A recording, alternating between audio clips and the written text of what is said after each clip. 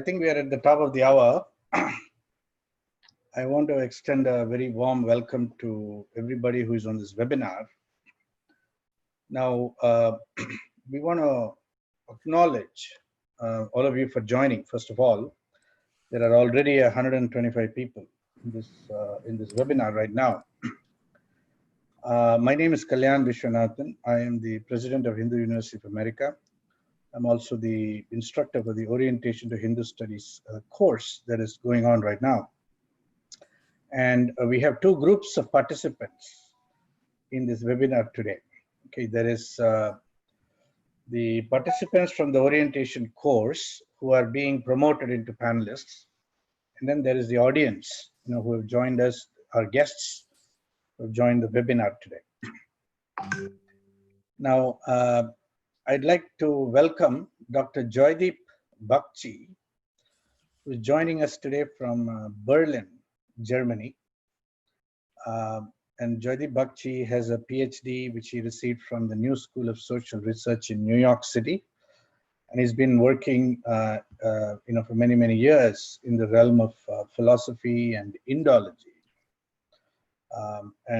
One of the things that's very unique about Joydeep is he has delved very deeply into German, the history of German Indology, the German efforts to understand Indian texts, particularly ancient India, and ancient Hinduism, and then the commentary that came out of that engagement. Now, I also want to acknowledge that we are living at a time today where there is a tremendous amount of unrest in America.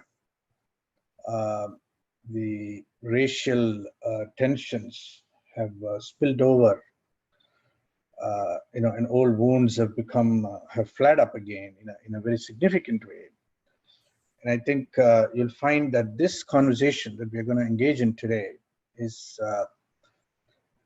going to look back into the origins of the discourse of racism that emerged from 18th, 19th centuries in Europe. With that brief introduction, I'd like to welcome Joydeep and turn over the webinar to him. Thank you very much, Joydeep. Take it away. Thank you, Kalyan. Welcome everyone to this webinar. It is the first of its kind in the sense that I've presented on Aryanism and Indology before, but obviously, as Kalyan mentioned, this is a very fraught moment in political history, especially US political history, to be talking about the issue of racism. So I want to, like Kalyan, begin by acknowledging where we are today. And then I will try and lay out a certain narrative of how we have gotten to this place and some strategies of freeing ourselves from the burden of history, not simply by setting it aside, but trying to understand our history. And that's the entire purpose of the core concentration at HUA called History and Historical Methods. It's not the kind of place where you'll get a standard account of Indian history, or you will get a sort of reverse history. So it is less about what we can say about historical events as what we can say about the very concept of history, why study history, how we are conditioned to study history. Today's webinar is intentionally a teaser or a tasting menu, if you will. There's a lot of work in the background that I will be referring to. I obviously cannot lay out all of that work, and I will refer to sort of texts or things that will lead us further in that direction.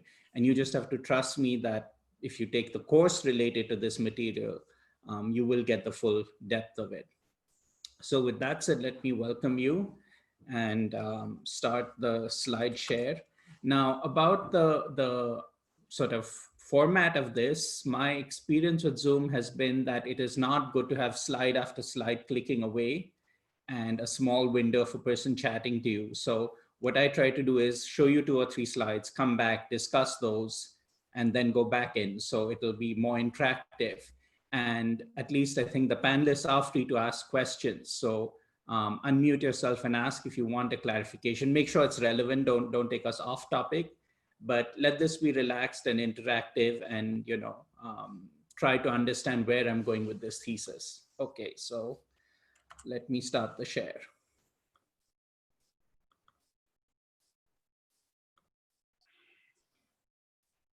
All right, is everyone seeing this?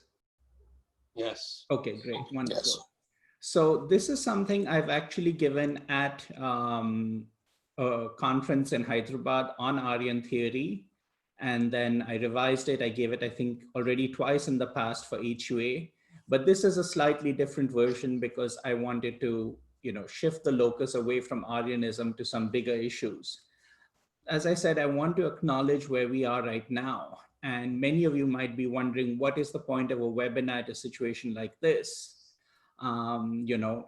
And the standard answer ever since I've been at university has been that professors have said, well, the work we do in class is important and we have to continue that work. That sounds a little opportunistic to me, that professors obviously say what we do is important and we should continue, when so much in academia is going wrong, has gone wrong, so many issues are not being addressed. So I cannot give you that kind of opportunistic answer of, the work we do is important and continues when such important issues are happening. What I can say is something I believe very strongly in, is an answer that Derrida once gave. It's one of his famous quotes. And he said, it's more important. This was the 68 riots in Paris, the student movement had caught on in Europe as well, in Germany as well. And of course, the Sorbonne was a center of it. And he said, it's more important for these students to deconstruct the text they're reading than to throw stones. Why? Because texts shape our reality. Texts condition a certain approach to the world. They make us see the world in a certain way. And Derrida, I think that is probably one of his greatest insights, that yes, texts do need to be deconstructed, and we have to be able to link the textual activity that goes on in universities and the ideas that come out of universities and what happens in reality, and see how not everything that comes out of the university is knowledge, or not a valid form of knowledge. Some of it is very, very problematic, toxic, hate-filled. Anti-Semitism was forged almost, there is a history, a prehistory of German anti-Judaism, but anti-Semitism was university professors.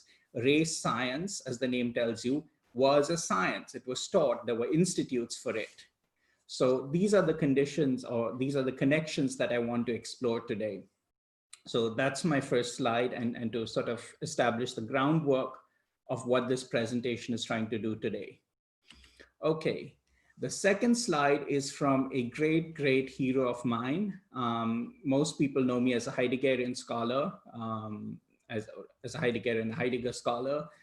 They know me for my translation and my work, and I wrote my dissertation on this German philosopher. But if you really want to know one of the greatest influences on my thinking, it is Fanon, Franz Fanon. And to my mind, he is the greater philosopher, not just an activist, not just an effective writer. And I know only of 2 books of his. This is one, the other's on my shelf.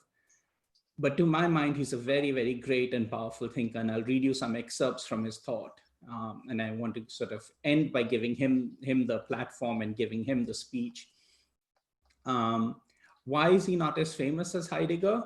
That's one of the problems. Our university systems are not set up to recognize brilliant writers who are writing outside the system, sometimes writing angry, because there's a lot of passion in his work, angry criticisms of the system. And so he was someone I did not discover until, well into my 30s, and Vishwa introduced me to him. And he is, as you can see, my copy is heavily marked up. He's one of the great influences on my life. The other thing I want to say is this webinar is free, but you are all required to buy this book, right? This is really, really foundational. And if you do the history and methods section with HU, whether you do it or not, you should be reading this book. Okay, let me continue from there, having set up those 2 bases, those 2 foundations. So the history we're going to be talking about is largely focused on Europe, and the concentration, history and methods, although it's hosted at the HUA, the Hindu University of America, is largely looking at European sources, which is what I have specialized in, especially the 19th century. Why this focus on Europe? Why the 19th century? I thought I can talk with a lot of names and throw concepts at you, or I could just show you an easy graphic. This is from Vox, and I just copied the graphic. This is what the 19th century globe looked like. I mean, it was a European century. It was a European world. It was a European hegemony.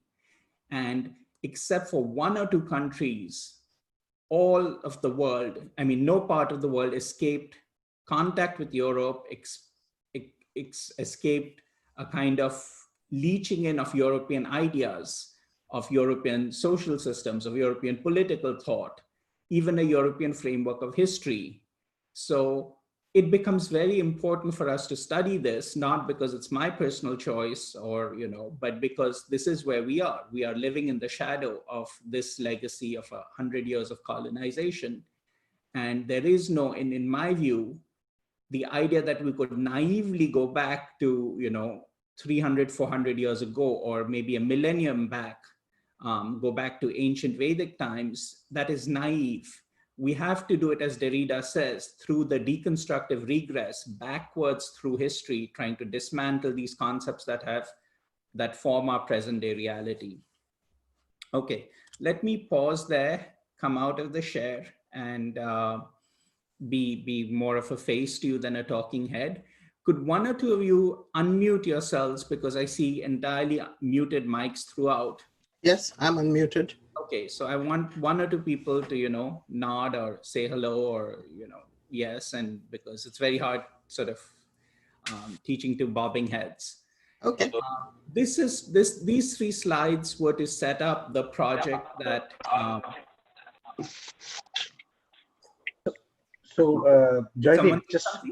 Jaideep, the moment people unmute, there's going to be a lot of cross noise. Yeah, just let Kalyan, you and I can be the voice backs, okay? And we can mute everyone else. Yeah, okay, fine. Okay. So I hope everyone got that much of it. That is the setup of the entire history and methods thing. And now we'll get into a few more detailed slides.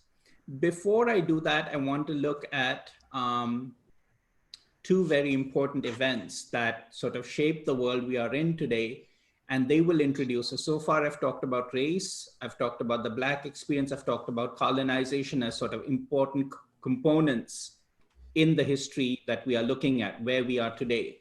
But there is also one more step to be taken, and that is the enormous influence, outsized influence of Christianity, which through globalization and conquest becomes one of the elements we have to understand in any kind of historical program that looks at where we have gotten today. We cannot avoid discussing the role of Christianity in shaping our world today. Now, when I say Christianity, it is obviously an abbreviation. It's a kind of concept, a summary, because Christianity has many, many varieties. It has many churches. They are not all, although they have sort of certain common tenets, they also differ widely, and you could not compare all of them. So Christianity is obviously an abbreviation in that sense. It is also an abbreviation in the sense that what happens in modernity is not Christianity simpliciter. It is a very specific transformation of Christianity, in a way betraying Christianity itself. So modernity, although it comes out of Christianity, is actually ultimately abandons Christianity or backstabs Christianity, and yet we have to understand the connection. So there's no way not to name it. So let me show you two slides that simply position us on that issue. I'm sharing, I'm going into full view. Could you hold on that? Yeah. The previous one on the map, because some persons in chat wanted to know what this yellow meant. So only these brown things are not colonized. The green is, purple is Europe. Green, it belongs to Europe or is under European control. Yellow also means there is a sphere of influence. So that's what Joy wanted to communicate. So we can move on. Yeah, okay. So it's, as I said, it's a Vox graphic, and there's an article Vox does which explains all of it, except for Japan, Korea, Thailand, which nominally retained independence, although, you know, Commodore Perry brought his black ships and forced Japan to open up and modernize. And Thailand lost about a third of its territory to the French and the British. Just as a matter of interesting historical detail, do you know why Thailand wasn't colonized?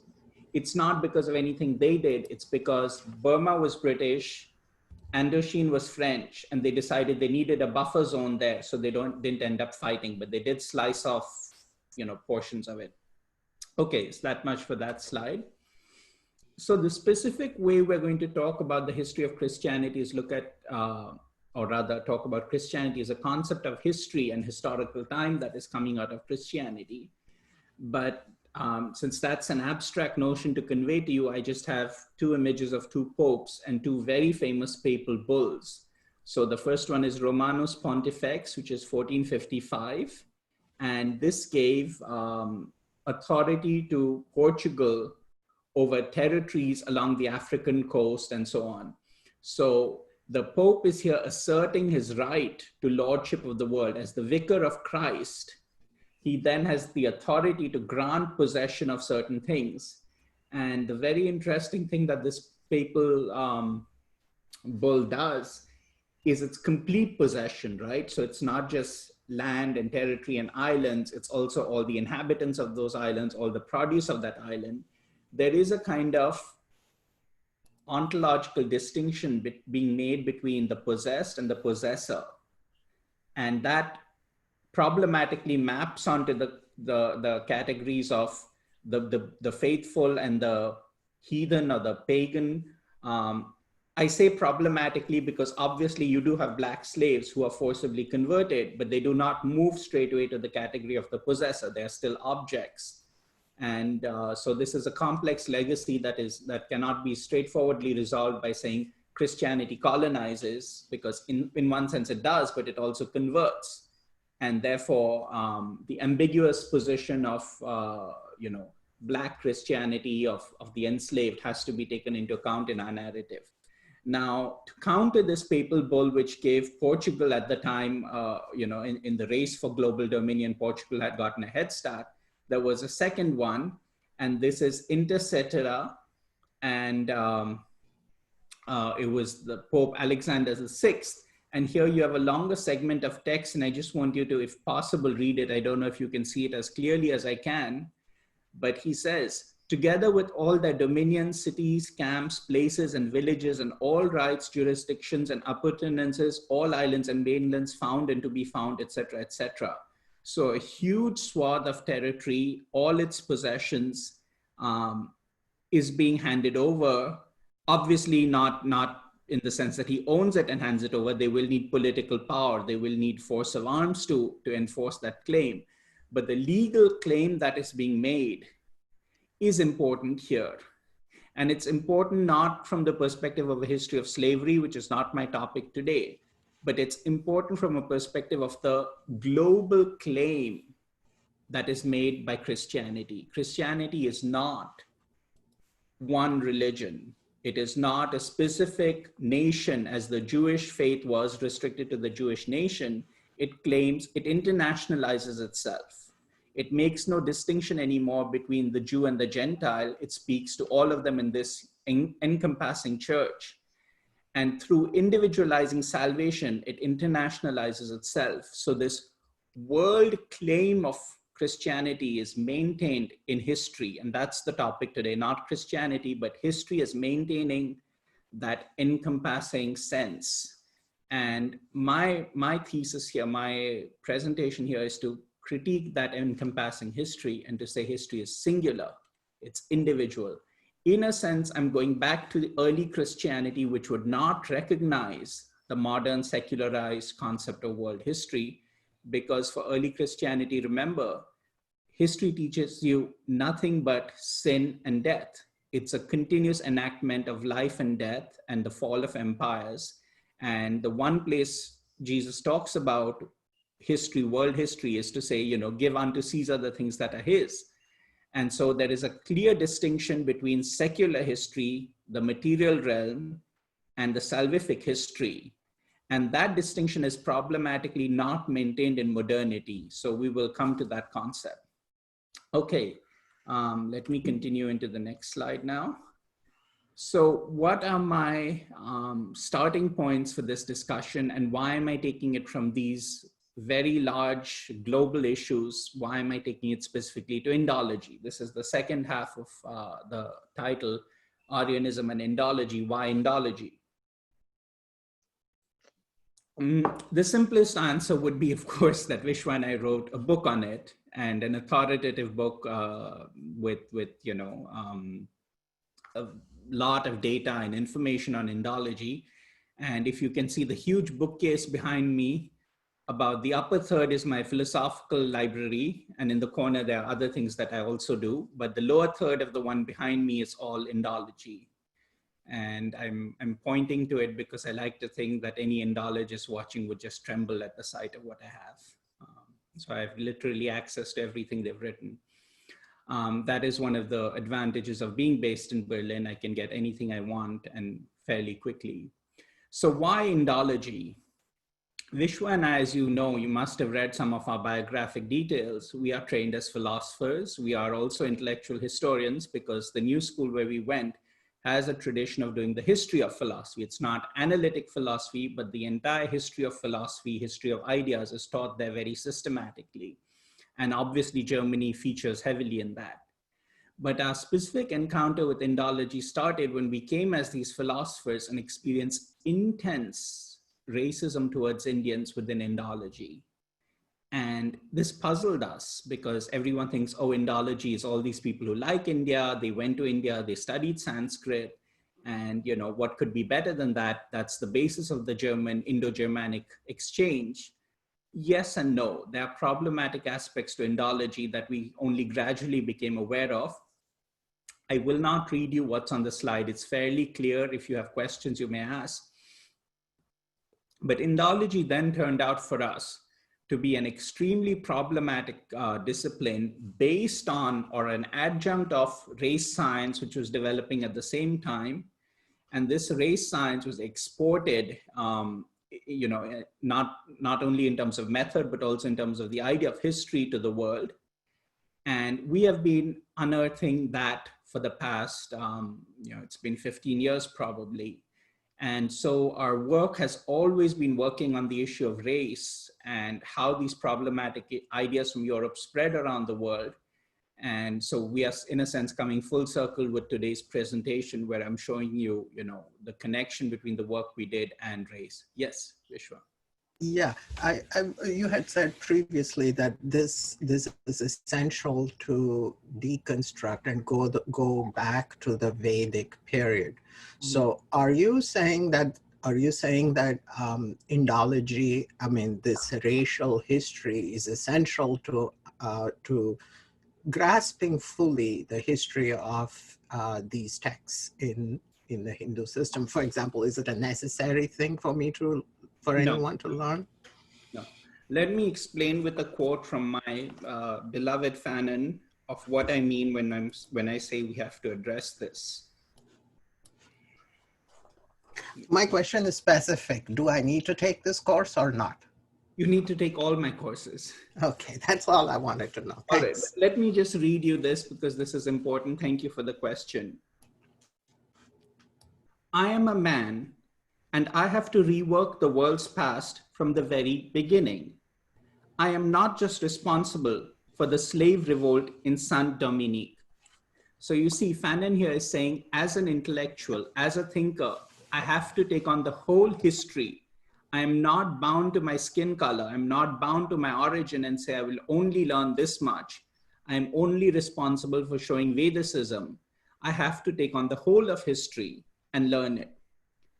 Every time a man has brought victory to the dignity of the spirit, every time a man has said no to an attempt to enslave his fellow man, I have felt a sense of solidarity with his act. So the attempt to restrict the black man to black concerns is what he's breaking free of here and saying, I am universal.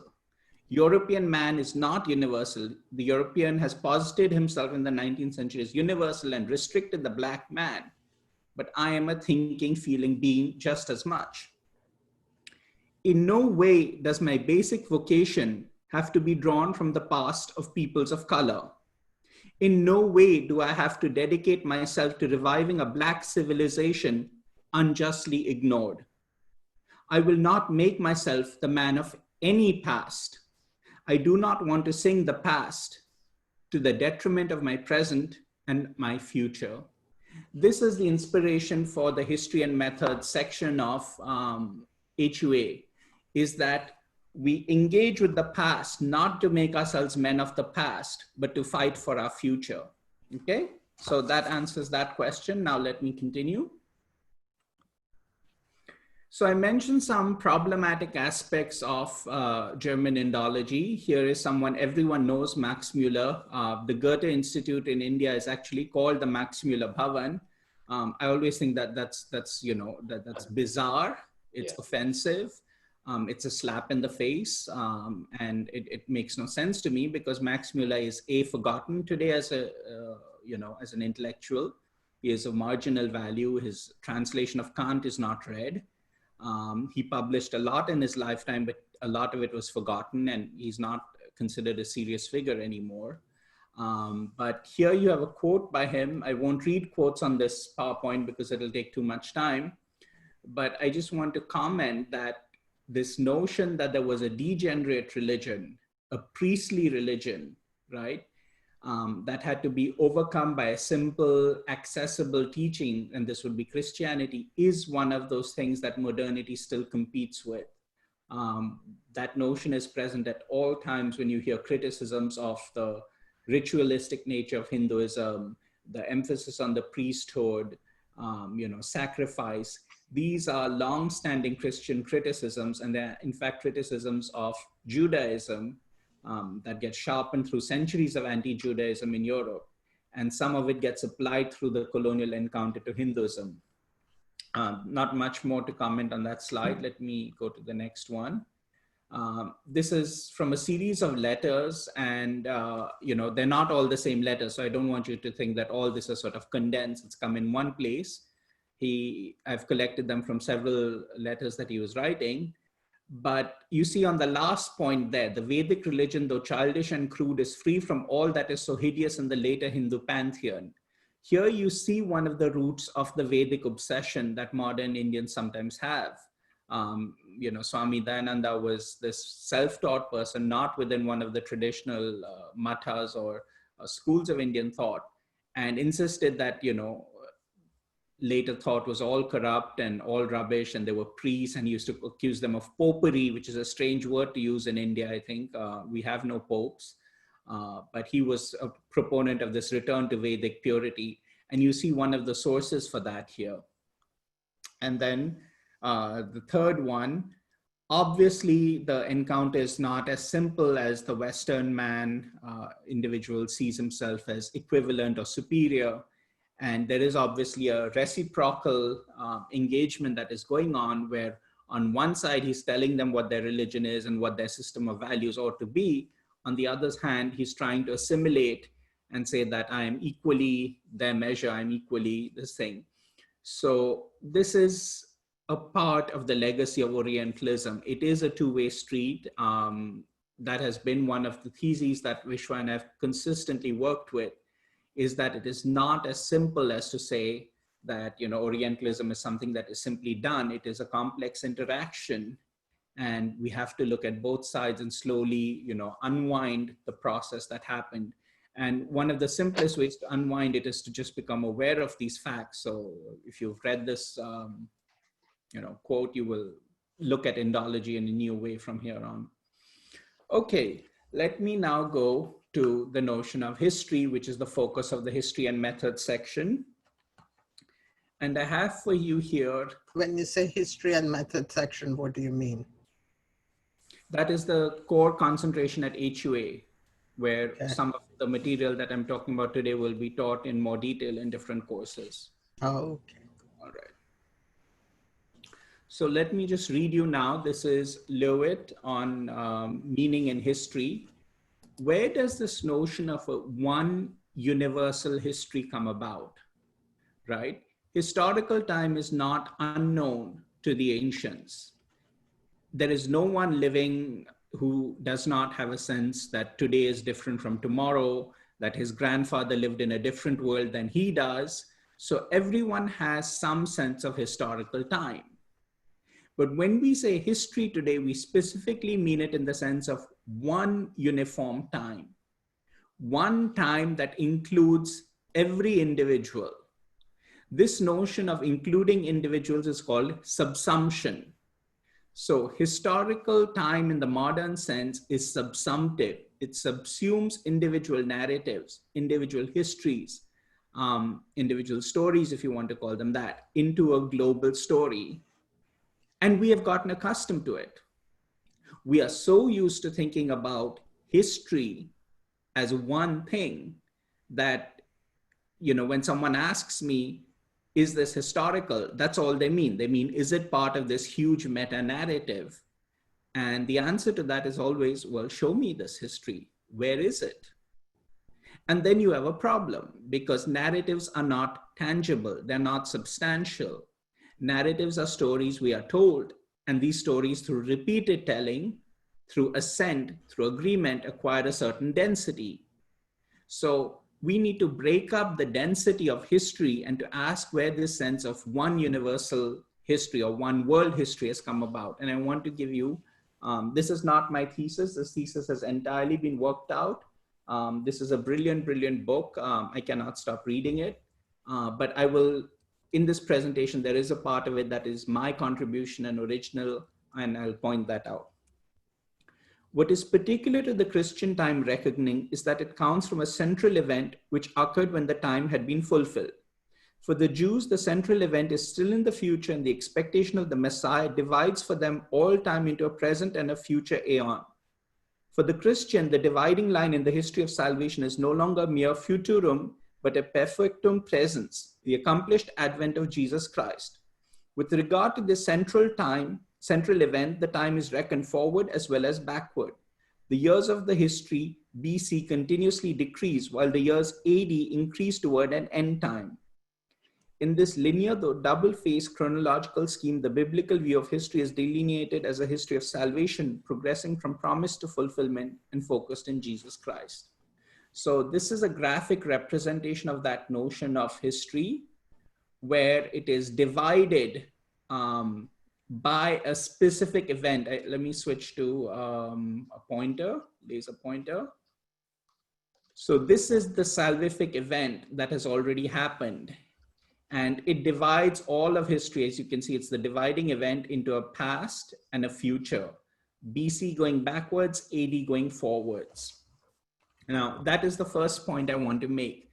This notion that there is an event within history that now links up everything before and everything after. And their significance now will be calculated in terms of how they relate to this central event. So let me read you a further section.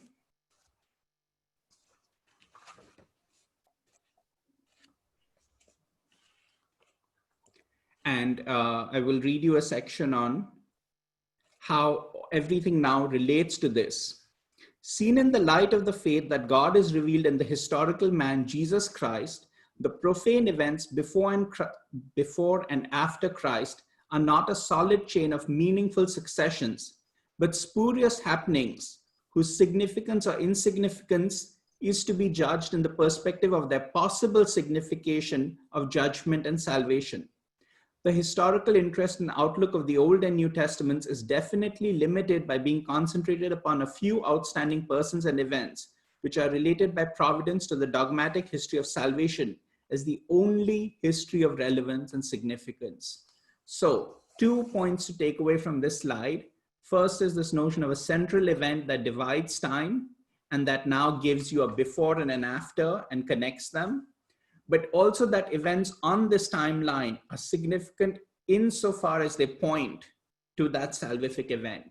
So relating to that central salvific event is what endows the profane, the mundane now with eschatological significance. This is a word you might not know. Eschaton is the last thing, and an eschatological account. And eschatology is an account of history or of time in terms of that last event, which will be the second coming. So the historical time that we live in is A, universalized, B, internationalized. I showed you the slides previously of colonization and the papal bulls to show you how this internationalization happened as a matter of historical record. It is universalized, internationalized. It is now an eschatological history, and it is now, events will be seen as meaningful in relation to how they relate to this final event. That is the picture of world history we are working with. Now, Lewitt is not a simplistic thinker. He has a complex thesis where he says this modern secular history actually betrays the experience of primordial Christianity. This is something you will have to trust me on, and you will have to take the course at HUA to learn about it, because I cannot explain how there's an inversion, a reversal of Christian time in modern secular time. So it's not as simple. My thesis here is not as simple as saying, oh, history is just Christian, or we're just living in AD, and why should we count from, you know, the advent of Christ onwards? That's not the thesis here. It is to recognize these intellectual filiations and to recognize the transformations that explain why we are where we are today. Lewitt is quite right. A true believing Christian would have a problem with the notion of secular time and secular progress. All right, let me pause there and get a drink of water. Go back, stop share. Okay, any questions so far? Yes, Professor Bhakti, this is Rahul Saxena. A question to you. In the 19th century, the German identity was a big issue, particularly against the French identity and the French domination of thought. Yes. So how much of the Aryanism was fabricated to retrofit this identity, and how much of it was real research into and, you know, by chance discovery of the similarities between German and Sanskrit, and therefore the notion that all Aryan symbolism has, you know, was actually given to India or to Hindus, and the swastika, the everything about this. So my question is about the German need for identity, which could counter the French identity and create for themselves under Bismarck and others. Could you say something about that? Yeah, it's a very good question. It's I mean, you have the answer there yourself. It was a large part of the development of German Indology was in opposition to the French. In the beginning, the French were the leaders in Oriental studies. They had the oldest Oriental journal. They had the oldest Oriental society. And Germans used to actually go to Paris to learn under the masters of French Orientalism, to learn Sanskrit, to learn Oriental languages. And then they would come back having learned with people like, I think, Deschazy, and that's the first generation. They would come back, and there was actually a fight within the French Orientalists where a German trained scholar complained that the French are too literary, too fanciful, and Germans have strict translations and rigor. And so there was a breakup within the French Orientalists, and they never recovered from that. And Germany takes the lead. And there is very much a need now to forge, in rivalry with the French, to forge an older identity, because the French identity is basically, it's a Latinate civilization. It is the most powerful kingdom in Europe and looks back. The only time the Pope has ever left Rome, I mean, has had a Zitz, I can't remember the English word, outside of Rome was Avignon. So France has this very long, very rich Catholic tradition going back, and Protestant Germany, or largely Protestant Germany after Bismarck and the Kulturkampf, pushes back the Southern Catholic states like Bavaria, is trying to forge a new identity. And Indology gets a huge boost at this point because it is very, very useful politically.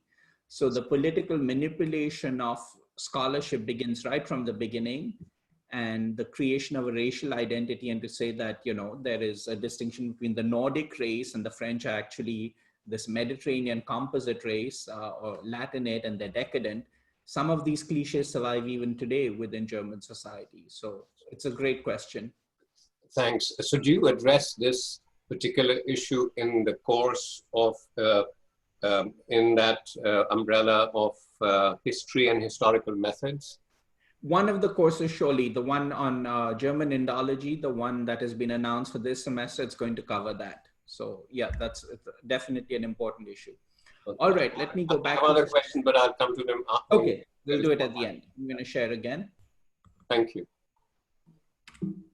Okay, so I have shown you one way in a kind of overarching scheme that Christianity is creating world history, but there is a specific way that it does so also, and that is to point to the crucifixion of Christ as the central meaning-endowing or meaning-giving event in history.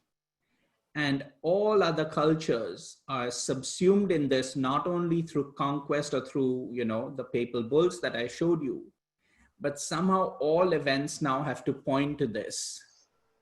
That's a complex idea, right? It's not easy to grasp immediately. So what do I mean by it? Christianity affects this notion of world history, not only in giving us a uniform container where time is divided into a before and an after, that its salvific event is measured in terms of this central event, and that it's looking to the future in expecting the second coming and so on. All of these are aspects of Christian time that will be preserved in modern historical time. But the specific sense I mean here is history is a profane event. Nothing in history is meaningful, and yet there is a secret to history. If you can, through faith, enter into the secret meaning of history, you can see it inside this profane history of death, killing, slaughter, kingdoms falling, and so on. You can see a redemptive plan that God has for humanity. Then you are one of the people who has insight into history. So that's John the Baptist. This painting is anachronistic. He would not have been alive at the time of the crucifixion. But since he is the person who recognized the divinity of Christ, the painter has brought him back, and he's pointing to the wounds of Christ. And in the background, you can actually see water, a lake, because John the Baptist is, of course, associated with the baptism. And in the front, you see the Lamb of God, and it is bleeding into a cup. So it is presaging the sacrifice of Christ. This notion that a profane history has some redemptive value is not uniquely Christian. It's in fact a Jewish notion. And I want to read you once again a little passage from Lewitt that I think is quite effective in showing how strong this faith in some divine plan is. It is so strong that it cannot be defeated. We philosophers use a concept called defeasible. If an argument is not defeasible, it's a problematic argument, because there have to be ways to show, to prove it or to disprove it. And if it's not defeasible, then that could be either that it's absolutely true in an absolute sense, or it could simply have a logical fallacy. It could be tautological, for example. A tautological argument is not defeasible, but not in a good way. So,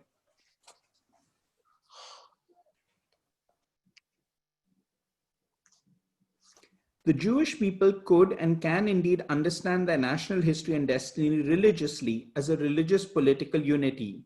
The eternal law which the Greeks saw embodied in the regular movement of the visible heavens was manifested to the Jews in the vicissitudes of their history, which is a story of divine, though most irregular interventions. God called Abraham from Ur. He brought up Israel out of Egypt. He gave the law at Sinai. He raised up David to be king. He punished his people by the rod of Assyria and Babylon. He redeemed them by the hand of Cyrus the Persian. And now comes the interesting part. And most amazing, the strength of this faith in a divine moral purpose in history rose to a climax just when all empirical evidence was against it. When the Assyrian world power conquered the Near East, the prophets saw in the material ruin of Israel not a proof of the powerlessness of Yahweh, but an indirect manifestation of his universal power. The very calamities of their national history strengthen and enlarge the prophetic faith in the sovereignty of the divine purpose. For he who sets empires in motion for judgment could use them for deliverance as well. Now, again, there are certain translations that happen between the Jewish view and the Christian view. I don't want to, take my class. That's sort of the leitmotif of today's presentation. Take my class, take my class. You will hear in rich detail about these things. But what I want to show you is this notion that outside the profane events, there is a salvific meaning hidden, and that hidden meaning has to be understood. And that's what this slide, on which I have a whole other presentation, is for. We can come back to a discussion. What is the significance of the salvific history for Indian thought?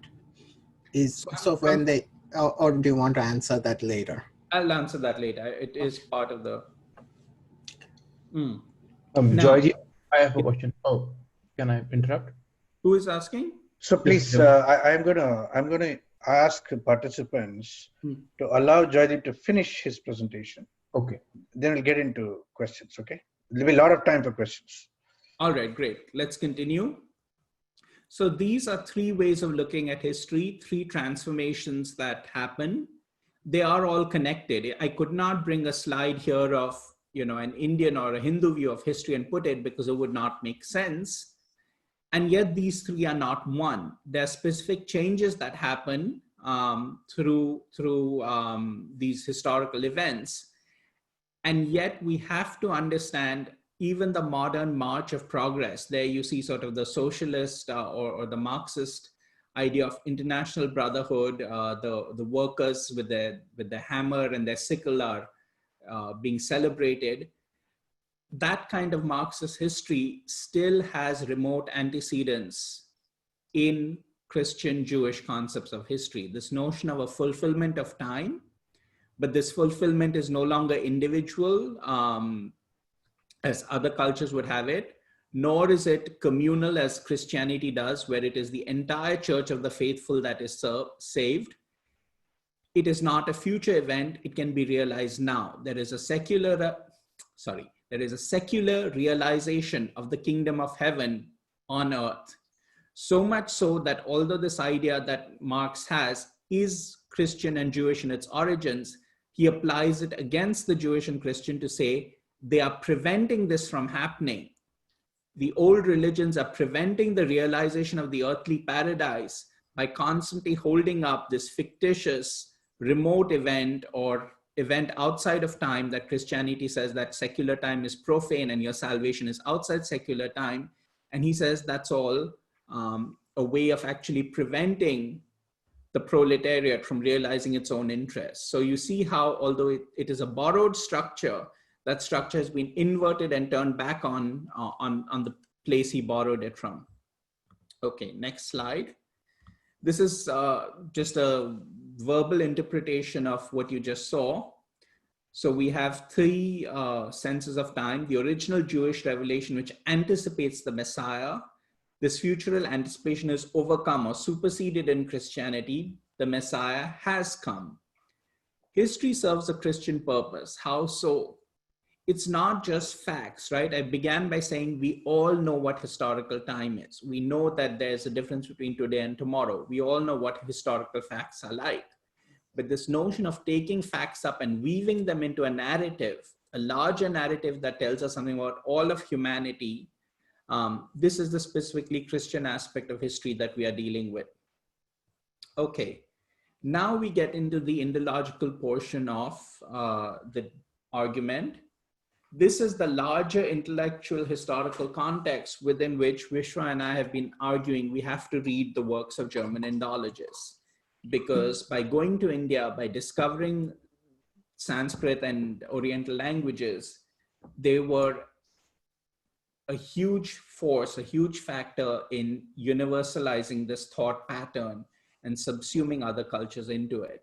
And there are specific stages through which this narrative was universalized and made tangible to us.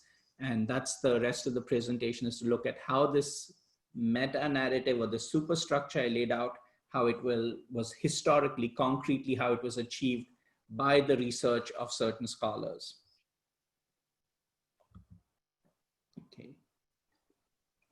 Vishwa and I have focused in the Nayscience on Luther and Protestantism as a major influence in this.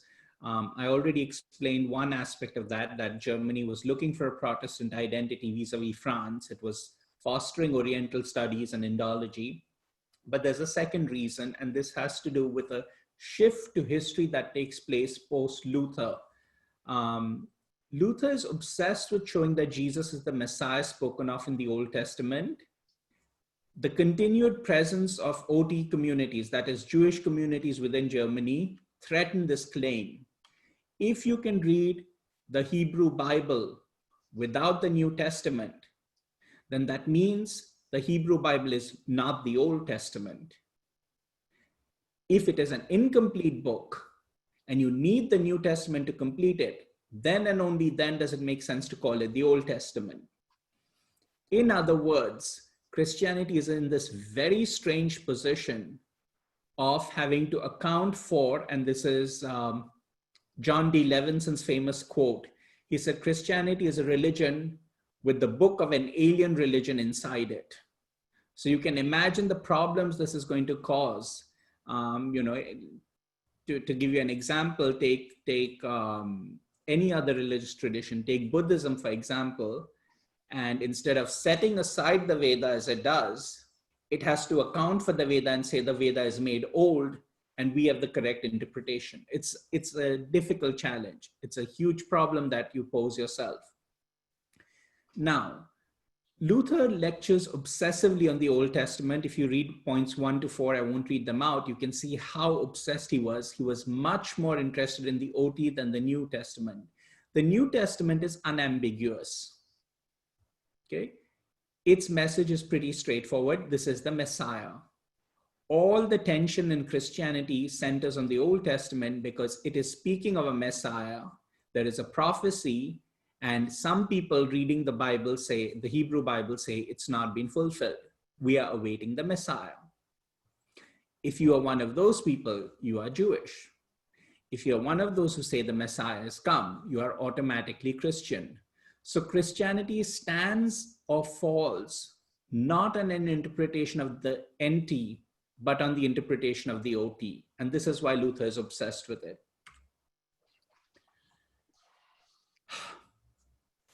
If you cannot win the debate on hermeneutics, you can move it to history. This is Luther's brilliant insight. He cannot convince the Jews that they are wrong in their reading of the Bible, of the Hebrew Bible.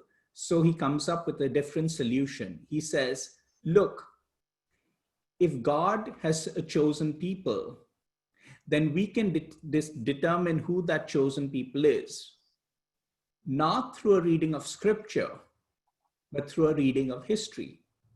Turn to history and you will immediately see who the chosen people are. And that's the line I've highlighted in green. I'll read the one before it also. The wretched Jews were deprived of both their material and their spiritual blessing, as experience demonstrates. They have now been living for almost 1,500 years under great hardships and in uninterrupted captivity, and they have nothing of the promises of which the Lord is speaking here. You see how he has shifted the argument to the historical realm. The decision of the chosen people is now going to be apparent from history, and the rise of the historical sciences in Germany is directly related, in my view, to the shift. It is a theological imperative, a theological need that propels the rise of historicism. The argument for Christians as a chosen people is moved from theology to history. God has decisively transferred his favor from Jews to Christians. History continues to affirm this fact as long as we are attentive to it. So now we really, really need to study history, because history is going to reveal something of that redemptive plan. This is a conception that is in some ways opposed to true Christianity or to early Christianity. The earliest creeds of Christianity thought history was profane. They thought it was full of death and suffering. And the event of the Redeemer coming was not to redeem history, but to redeem you, to redeem your soul. He was not going to fix history. That would be a bizarre conception for early Christianity. something different happens now. And we now have a sense of history itself as the place the salvation drama is occurring, and therefore the emphasis on reading history. Whenever people ask me, you know, the importance of, sorry, I'm tapped a key there. The importance of studying history, I'm always a little bewildered, and I want to ask, what will this history show you? What will it prove for you? And that's, I'm not going to say those things in my own words, because I want to read you a section from Fanon at the end where he asks the same questions. But at this point where we are in the narrative, suddenly it has become very important to study history. So how much time do I have, Kalyan?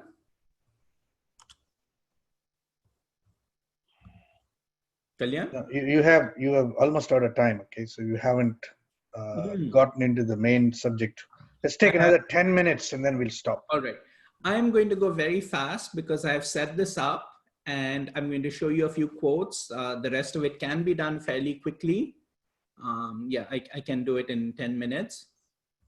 And I will go through some quotes very fast. This will be on the the whole thing will be online, so you don't have to read the quotes. We will. All right, I won't read the quotes. It's up to you to read the quotes, and I will go a little faster. Let's go back to screen share. As long as this part was set up, you know what the area, history, and method is covering. It's a complex and huge area. It has branches into history, branches into theology, branches into hermeneutics, but it's a course. I mean, all the courses are well worth taking. Let's now see how this project was universalized and brought to India. Right, back to this. So, this is Carl Wilhelm Friedrich Schlegel. Here's an obscene comment he makes. He excludes the Africans from history, saying there are two people in world history. There is the Asian stock, and Europeans are descended from the Asians. And this is the cultured, civilized branch of humanity. It is the branch of humanity responsible for God's plan, and the Africans are excluded from this. Same thing here, I won't read the quote. Another comment, not very attractive. By the way, a man who looks like that really has no business judging other people's appearances, just as an aside. So this is the two human stocks theory. There is one culture that is the donor culture. It gives culture to others. The other is the doni, the recipient. The first one has the divine language, which he at that point thought was Sanskrit, and then they showed that Sanskrit is not the oldest. It is responsible for all historical changes, all civilizational developments. It actually seeds cultures. It goes to places and establishes culture there. The African is the exact opposite of that. They have only guttural animal cries. They have no place in human progress, and they need colonization. This is sort of setting up a very, very problematic way of looking at Black history and the Black experience. Okay, same quote, that without this donor culture giving you culture, the rest of the world would never have entered world history. Remember this project I spoke about? This notion of entering world history is central here. Here you see Madison Grant. He was an American eugenicist and white supremacist, and he believed in the supremacy of the Nordic race. This is the notion, and the reason I took this map is not so much for what he shows of Europe, but you can see on the right in the little box, let me go back to a pointer, laser pointer. You can see the influx of people and culture into India. This is a complete reversal of Schlegel's scheme, because in Schlegel, you had this notion of from somewhere, either India or Central Asia, that culture was moving from Asia to Europe, and they were seeding culture in Europe, they were seeding culture in Egypt. Here's this bizarre comment that all of Egyptian culture is like Hindu culture or like Sanskrit culture. And you can easily see that a handful of Brahmin priests would have come to Egypt and set up Egyptian civilization. So this notion of a donor and donee culture works to pull others in and says that their story is not an individual story. It's part of our story. It's part of our larger truth. And therefore, there is now something called world history. This is the problematic notion that needs to be broken. Okay, go back to a regular pointer. Pointer options, automatic. Okay, next one. Sorry, let me go back here. So this is his brother, August Wilhelm Schlegel, who had a chair of Indology. It was actually for literature, but is widely called the first chair of Indology in Bonn University. And he continues this racial paradigm, extending it to India and saying that the Hindus are actually not part of the Negroid or the Aboriginal races. They are part of the Caucasian race. And he actually uses this term, which he gets from his teacher Blumenbach.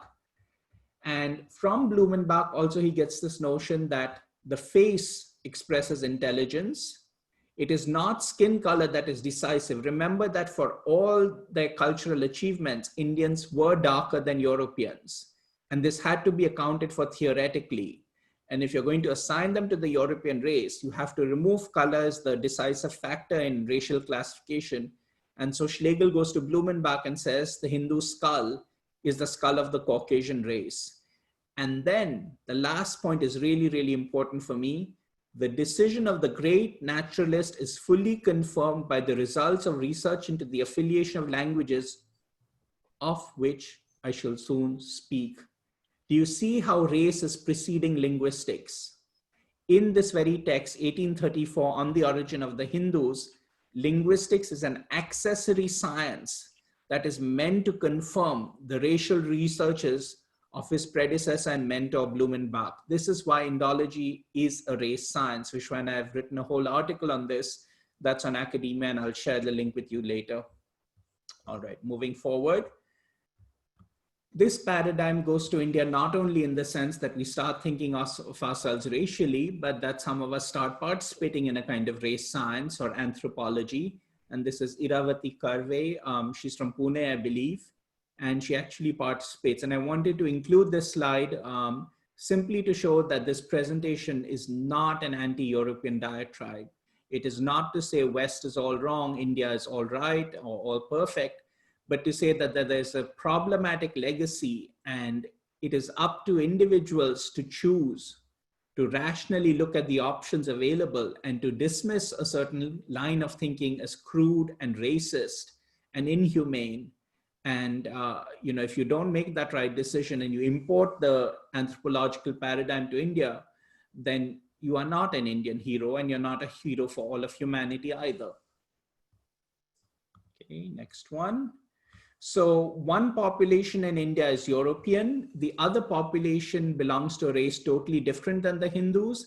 And he says this, their woolly hair, their flat nose, their figure and stature mark them as Asiatic Negroes. Some of the problematic divisions that happen within Indian culture, this need to show that we are westernized, that we are, part of the Sanskritic or part of the Aryan culture, has its roots in this racial classification, which is imposed on India. And it's a legacy that modern India has struggled with. Okay. This is his student, Christian Lassen, studied with him in Bonn, eventually took over the chair in Bonn, continues this raciological thinking. These are just a few quotes. So the Aryan race is the dominant race. It is the cultural people of India. It is the genuine object of Indian history. What we have to research in the following investigations is its varying fates, their causes and effects. Remember the previous slide where Friedrich Schlegel said the Africans don't enter into history? They have no history. They are not the bearers of great historical changes or of great civilizations. They enter into history only insofar as they are colonized. This is the same claim being made vis-a-vis India here, that only the Aryan race in India has entered onto world history. It has been the bearer of great historical events. This is the problematic notion of history. First, that there is one meta history, one meta narrative that includes us all. And then that some people have to be thrown out of it and say, no, you are not fully legitimate, full members of this world history. This notion is problematic. It needs to be dispensed with, and it needs to be dispensed with not in the way of reversing it and saying we are the best, we dominate world history, but simply breaking with that notion. So Indology, therefore, through Lassen becomes a race science of Aryan history. I will come back to this slide if there are questions, because there's a lot to unpack on this one slide and I'm out of time. So let's just do these few quotes and then come to the end. Go back one. So it is not climate that influences people. Physical influences alone it would be a great error to believe that physical influences alone primarily determine the basic character of a people. India, like other countries, shows this clearly enough, etc., etc. The Deccanistic and Vindhya people had the same climate, but they did not attain the same level of achievement as the Aryans. We must therefore recognize the foundation of the character and original spiritual disposition, etc., etc. There is something innate within a nation that makes it rise up. So it is not environmental factors, but something innate. What could this innate thing be? One and one thing only. It's a theological motif. They were destined for it. It was part of God's plan. It is the genius of the peoples breathed into them by creation that under the effects of nature and in keeping with the course of history exhibits itself in its unique form. So between the very ugly Friedrich Schlegel and Christian Lassen, this entire story is played out. He has set up the theological notion of one group of people is part of the divine plan, the others are excluded from it. In between, the brother, August Wilhelm Schlegel, has brought the idea to India. Finally, his student, Christian Lassen, has scientized it. He's provided research that bears up this history, and he has affirmed this notion of one people that is excluded from history and another that is divinely ordained to fulfill this plan. Where did we see this model before? It is not of their own making. This model of moving to history and saying, history shows you that one group of people was destined for greatness, one was part of the divine plan, the other have been excluded. This was Martin Luther in the background. So between these three, triangulating about 500 years of German intellectual history is what I've given you today. Never say that HUA courses are too expensive, because this is in 1 hour or 2 hours, 500 years of intellectual thought. Okay. Absolutely. So I'm going to take this course for sure. Even though I helped Joy write this book, I'm still going to take this course. The history of Schlegel and all have created is essentially linked to race. Race, its naturalness, its role in development, its validity and inescapability as a principle of classification is the story this history tells. There is nothing called history outside of this racial history. Race and history are synonymous in 19th century Germany. And I already explained the last line in black, showing you how the three of them have triangulated this history. So I won't read it out, and I'll go to the next slide. Now we come to the modern day. Kalyan, may I have 5 more minutes? Yeah, go ahead. Okay. Just 5 minutes, okay? Okay. Yeah. Why the emphasis on history? Why are people pushing history down the throats of people who don't want it, right? And they're pushing history down their throats, not in the form of telling Black Africans, you are wonderful, you're legitimate, you're civilized, we have a lot to learn from you. You saw Schlegel, he's pushing it down their throats in the way of saying, you're brutish, you're animal, you have no language, you are not part of history. Well, then why force it down their throats, right? You have to ask this question. So there is something inherently cruel, abominable in what the Indologists are doing. The first answer we give is Indologists derive legitimacy from it. If you force this narrative on other cultures and say, there's this great and wonderful thing called history, except you don't have it, we have it, follow us, take your lead from us, it gives you legitimacy.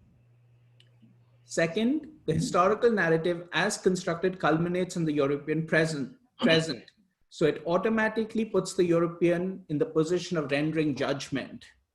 This has become so ingrained that I and Vishwa were invited to a conference by Bharatiya Vidya Bhavan in Delhi. I went, the minister came, one by one, 25 foreign Sanskritists were introduced to him, and they had to step forward as their countries were called. So here's the French Sanskritist, step forward. Here's the Romanian, step forward. Here's the Bulgarian, step forward. Here's the Polish, step forward. The minister was pleased, rose bouquets were handed out, and he went away. Who was missing? Is humanity composed of 25 nationalities or more? An entire continent has been left out. We are not asking Africans, what do you think of Sanskrit? If Sanskrit was such a great language, such a universal language, why are we not going to other parts of humanity and inviting them to learn? So you see, that is what has been ingrained here, that the judgment of Europe, that's the middle point, that they must come and render judgment. They must come to India in 2019 or 2017 was when I went, and say, oh, Sanskrit is a great language. That is what this history has created for us. Okay, moving forward. And this is what it looks like. This is what, in graphic, visual, empirical terms, deriving legitimacy looks like. This is the President of India giving a German Indologist a prize and $20,000. It's not like he needed the money. He's a Freiherr. That's a baron, I think, in English. So a baron with a castle is being given 20,000 from a very poor country, which, by the way, has no shortage of Sanskritists. It's a strange situation.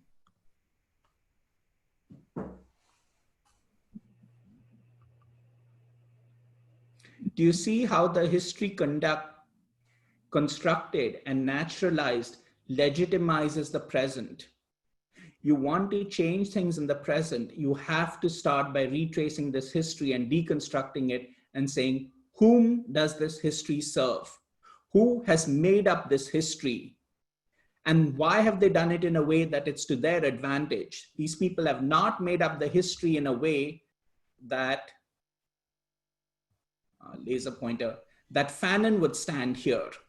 Fanon is not rendering judgment on other cultures. Fanon is too smart, too wonderful, too brilliant to even do such a shameful thing. But Stetenkron is standing and rendering judgment on Indians. Okay, we're almost at the end. This is the last slide, summary. I will just leave this on the screen. I will not read it out. It's the entire presentation on one slide. And I hope I have told you the narrative effectively. I hope I covered enough and it wasn't too shallow. And I will take questions. One thing you have to allow me, Kalyan, is I want to end with Fanon and read something, so I can do that at the end of the question session, or I can do it now. Do it at the end of the question session. Okay. Shall I exit the share then and come back as a regular person? Yeah, please. Yeah, go ahead. Stop sharing. Yeah, good. All right, I think I'm going to invite participants who are in the class to ask questions primarily. The webinar attendees can type their questions here. Okay, this is a tremendous take on what we understand as world history, and it's trying to get under the whole construction of world history. So who would like to begin? We have about 10 minutes for a couple, 2-3 questions. Jay Bansalji, go ahead, please. Ji, namaste. A wonderful talk. Thank you. So I have 2 questions, and you can choose to answer one or both. Mm-hmm. The first question is about the so-called harmonization of history that the slide that you showed. Fitting the entire history into BC and AD boxes, so to speak. Mm-hmm. It seems to have a finite beginning. Mm-hmm. And it's around 4000 BC, and I don't know what the logic behind that is. But as more and more evidence keeps pushing the horizon of human history further and further back, how does that play into this picture, and how do they feel? How do they try to rationalize it? So that's maybe I'll stop there. I think I don't want to take too much time. Thank you.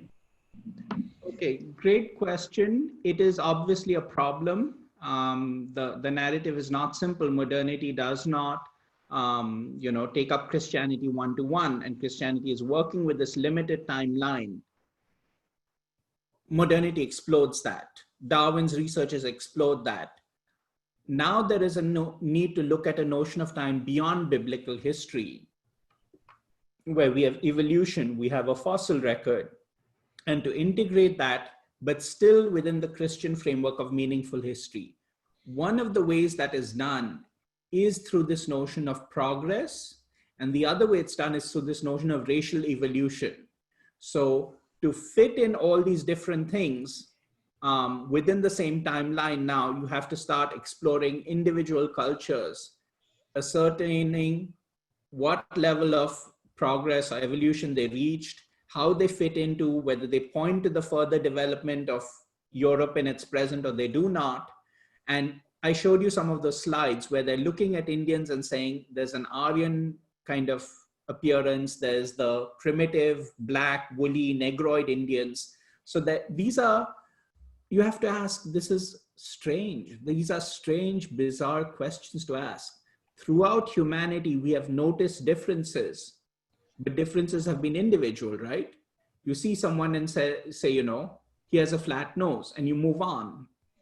You don't sit there and say, all these people who have flat noses have X property. So this telling of history in terms of nations is something very, very sort of has deep roots in the Judaic notion of time, because history is basically the history of the nation. It is not the history of individuals within Judaism. It is the nation itself, the people of Israel.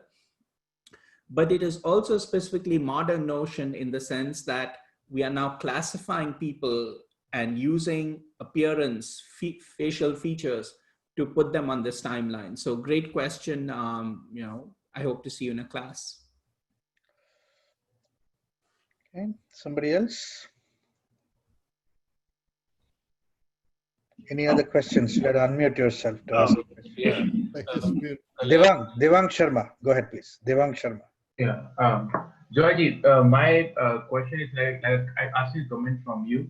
So on the sheer velocity of change and democratization of technology, which is empowering other cultures minus Christianity, there is a phenomena going on with even the Christianity losing its followers in large numbers. But at the same time, we also see that like in the upcoming non-European cultures posed to be dominant in the future, we see that there is a strong European way of thinking in them. For example, when we say future is with China, or we don't mean China of Confucius or Tao, but a more westernized China, both in terms of methods and thinking. So what is this in the secular technology, the technology that carry forward the European agenda of dominance of Europe, maybe with or without Christianity? So any comments on that? Okay, let me answer that by reading a conclusion from Lewitt, because he actually addresses this issue that you've asked about. The philosophy of history has become a more fundamental concern than ever before, because history itself has become more radical. Not only have the innovations of natural science accelerated the speed and expanded the range of socio-historical movements and changes, but they have made nature a highly controllable element in man's historical adventure. By means of natural science, we are now, as never before, making history. And yet we are overwhelmed by it because history has emancipated itself from its ancient and Christian boundaries. So the rise of history as an explanatory principle happens around the same time that historical progress or historical change is already accelerating. Now, the two events are reciprocally linked, but through the term of a third, which is still going to be the Christian-Jewish antecedents, because even the impulse to give an account, to say all these changes in some way are linked, all these changes are in some way pointing to something, is a residue, but only a residue of Christianity. So that's what I mean by saying our notion of history is Christian. I do not mean modernity is Christianity simpliciter, as I said, but that this residue of Christian thought of giving an account of time in terms of nations, your very question when it says China is thinking in terms of history as history of nations and where different nations stand on this scale. And those are the categories that we want to question today. Thank you.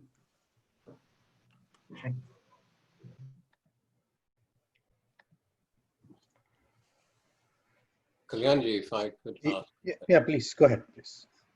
Professor Bhakti, again, regarding, in a way, what I've understood from this lecture is that history, the way it's been taught, has been taught or written from a Christian sort of eccentric sort of perspective. But so what we've understood, maybe history is not what it is, the way it is written. Then the question becomes, it begs the question, what is it then? Where does Sanskrit, so do we have, I mean, in your discussion, do you speak about who we are? Forget about the German Indologists and forget about everybody else. How do we see ourselves, and how should we unpack the history, deconstruct it, and look at ourselves and say, where did we come from? Where did we, are we related to the Persians? Are we related to the Afghans who call themselves Aryan? Forget about the word Aryan, which is a Germanic word, but Arya, the way we spoke about it in classical Persian, related to Sanskrit and so on. So can you maybe it's another topic, but maybe you can address that a bit. That's a big question to answer. Kalyan, can we make that the final question? Are we you have a few minutes. Go ahead. Okay. I would like to just yeah. I'd like to just say that there are other ways of understanding oneself historically. For example, we have the 4 Vedas, and then we have the Panchama Veda, which is the 5th. We have a tradition, commentarial tradition of Shankara and Shankarite students and Acharyas students and paramparas and so on. So there need not be a wholesale world history in which our history has to be told. It is true that human beings have a sense of the past, present, and future, but parasitizing on that basic need for a kind of a human horizon for understanding a culture does not require the essentialization and a reduction of all kinds of histories to world history. And that world history was essentially what was problematic, as Joyce said. That was just a comment, sorry. Thanks. Thank you. Vishwa is my teacher. I think all of you know that, but this entire presentation I've given, and perhaps my entire life's work, I would like it to be considered an interpretation on a single sentence of Vishwa's book, Parmenides. For me, there is no history, not even a history of being. That is the one line from that book that sort of burned into my mind. And all that I have done has been a kind of mimamsa of that one line to show there is not even a history of being for me. What is this absence of history? I could give you an answer from the perspective of the great Shankaracharya, but I want to show you the answer today from the perspective of Fanon, and I will show you. This is the wonderful thing about HUA. It is the meeting of East and West that was long desired and long denied. And I'm going to take Fanon and show you where he meets Shankara in a hearty embrace. Haven't I got better things to do on this earth than avenge the blacks of the 17th century? Is it my duty to confront the problem of black truth on this earth which is already trying to sneak away? Must I confine myself to the justification of a facial profile? I have not the right as a man of color to research why my race is superior or inferior to another. No, I have not the right to be black. It is not my duty to be this or that. There is no white world, there is no white ethic, any more than there is a white intelligence. There are from one end of the world to the other, men who are searching. I am not a prisoner of history. I must not look for the meaning of my destiny in that direction. In the world I am heading for, I am endlessly creating myself. There should be no attempt to fixate man, since it is his destiny to be unleashed. The destiny of history determines none of my acts. I am my own foundation, and it is by going beyond the historical and instrumental given that I initiate the cycle of my freedom. What is the word for freedom? Moksha. Moksha. Not quite, but it's a loose translation. Through escaping history, he is initiating the cycle of freedom. This is the cycle of moksha. This is the cycle of laya. This is what the Mahabharata also teaches. It is that freedom from history. That was my presentation. Thank you all so much. Okay, we got a few minutes, so I'll make a couple of quick comments, and then maybe we can take one or two questions and close the session. Okay. So the thing is, the history and method is the name of the area of study that Hindu University of America has launched, and it is very different from your typical history department in most universities in the world. It doesn't matter whether you're learning history at Harvard or at University of Bombay or Jawaharlal Nehru University. We want to recognize that a single monolithic notion of world history is being perpetuated and promoted in all the universities of the world, in all the schools and colleges around the world, and that is a particular narrative about history. And we're not doing that here at Hindu University of America. In fact, Hinduism, in some way, challenges the very notion of history in a very fundamental way. And we got to recognize and understand that specific challenge, the cyclic history, the time scales of Hinduism, in order to juxtapose it with contemporary construction of history, is a very interesting realm of investigation. Okay, so history and method is a unique area of concentration, area of study within the Hindu University of America, and Joydeep Bakshi is going to be leading and directing that particular area of study. There are several courses in that area of study. We're not going to get into that today, but I'd like to invite all the participants in the audience to consider coming on board and start taking some classes. And I'm sure you'll find it incredibly enlightening and exciting to get a completely different take on things from the ones that we have been socialized into accepting and believing and never contesting for all the decades of our respective lives. I think that's it for today, really. So we will conclude on that note. And for the participants in the course, we'll see you next Thursday. Vishwa and Joydeep, thank you for joining. And Joydeep, thank you for your preparation. Is the course Joy Teaching already open? Can I register for it? It is open. Where can I register for it? It's very easy. You should go to the website or write to us. We'll lead you through the whole process. No problem. Okay. And when do all the course, the new quarter begin? July 2nd week. July 2nd week. So you'll see that if you go to the website, you go to and you select by quarter and put summer quarter in the courses page, you'll see all the courses that are being opened up for registration in the summer quarter. Okay. All right, everybody. Thank you so much. We'll see you again in a future webinar or in the class in a week from now. Thank you. Thank you, Namaste. Joy. Thank you, Kalyan. Namaste. Thank you. Thank you. Namaste, everyone. Siddhi, end the meeting.